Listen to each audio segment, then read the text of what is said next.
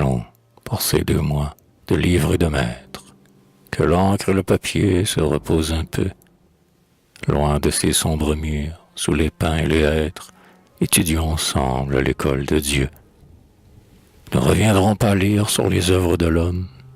La classe aujourd'hui s'ouvre à travers les buissons.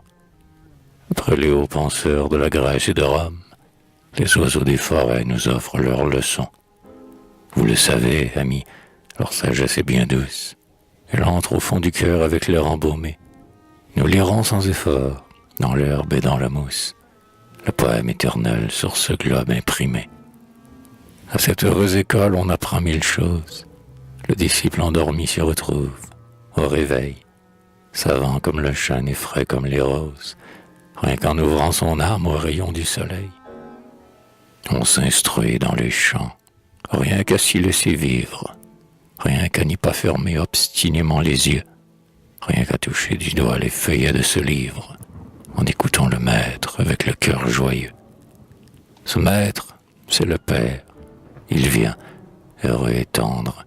Aux portes du collège, il attendait son jour. Il a massé pour vous, brûlant de le répandre, le plus grand des savoirs et le plus pur, l'amour. Il donne une leçon chaque fois qu'il caresse, qu'il vous cueille une fleur, qu'il vous montre les cieux, qu'avec le souvenir de leur sainte vieillesse, il vous transmet, enfant, les baisers des aïeux. La science est l'écho de leurs âmes bénies, le fruit de leurs conseils pratiqués tant de fois, et vous l'entendrez mieux mêlé aux harmonies qu'ajoute à nos discours le murmure des bois.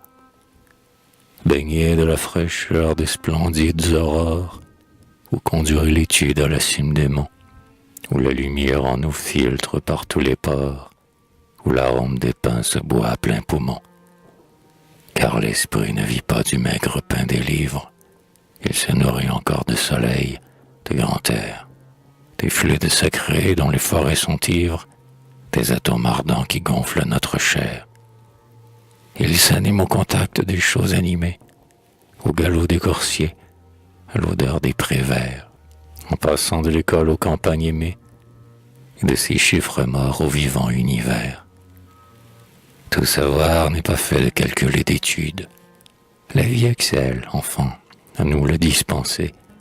Il est bon de gravir par quelques sentiers rudes, de sentir et de voir autant que de penser.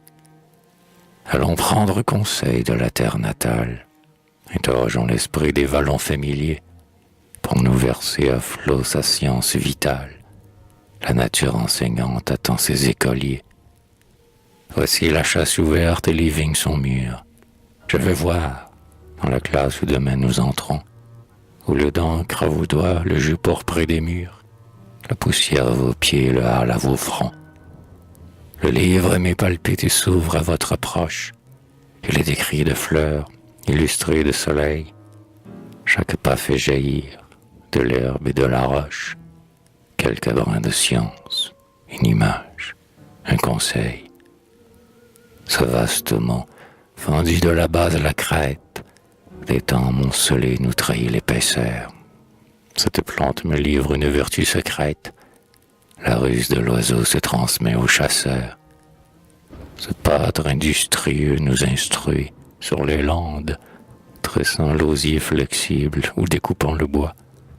Du lait de ses troupeaux, du miel de ses légendes, le rustique chanteur nous abreuve à la fois.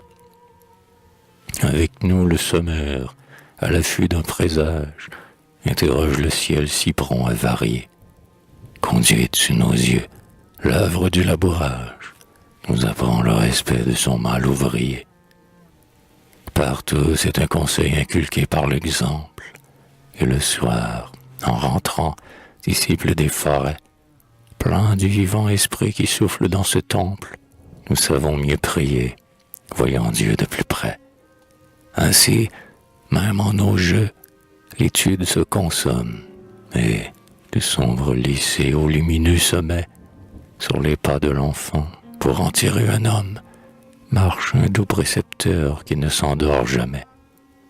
Venez donc et montons à travers les bruyères, aspirant l'air chargé de parfums et d'accords, qui, des flots et des fleurs, portent en haut les prières. Nous travaillons pour l'âme en exerçant le corps. Toute vertu s'accroît de leur mal équilibre. Dans ces temps de bassesse et d'appétit sans frein, il faut, pour rester juste, il faut, pour rester libre, un ferme cœur servi par des membres d'airain. Aussi bien qu'un penseur, le sage est un athlète. Un fier combat l'attend, à toute heure, en tout lieu. Il faut, pour lui forger une armure complète, que la sainte nature est de l'Esprit de Dieu.